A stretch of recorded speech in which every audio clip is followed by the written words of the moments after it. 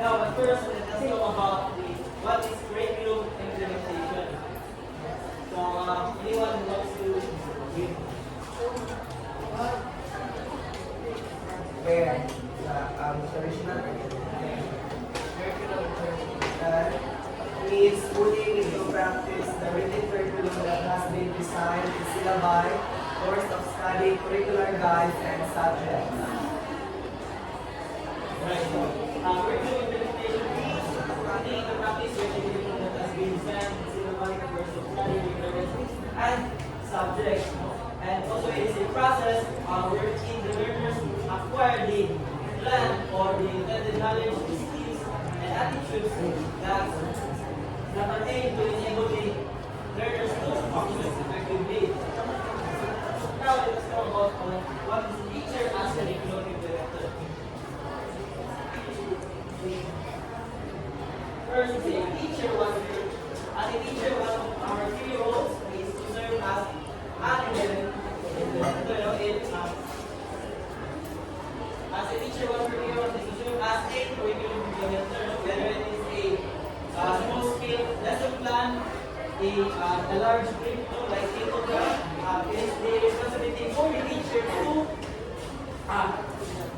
bring these frameworks into line. The next one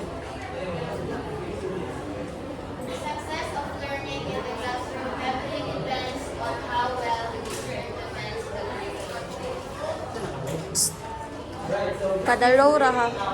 the daily execution of lesson plan, the adapting needs of the students, managing the context of the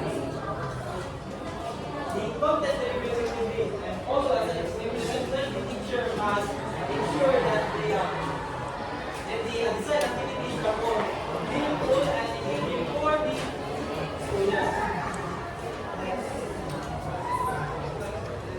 Next is, as a curriculum manager, teachers can fully execute what has been planned, but also to able to access, modify, and enhance the curriculum to ensure it is the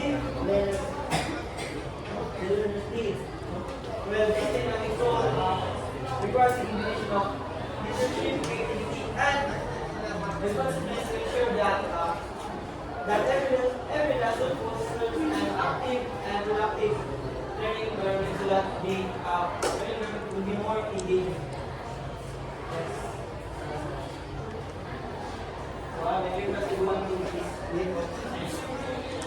A teacher's unique teaching style plays a crucial role in this process, ensuring that learning experiences go beyond mere implementation and become memorable and impactful. Okay, so ensuring that learning experience will be more implementation and becoming more impactful. Therefore, the curriculum should be stuck at the planning stage or phase. It must be actively and totally implemented by the teacher to achieve their desired learning outcome.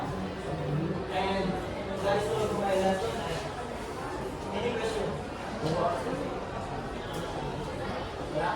None. So if there's not, that is my topic. Then I will give the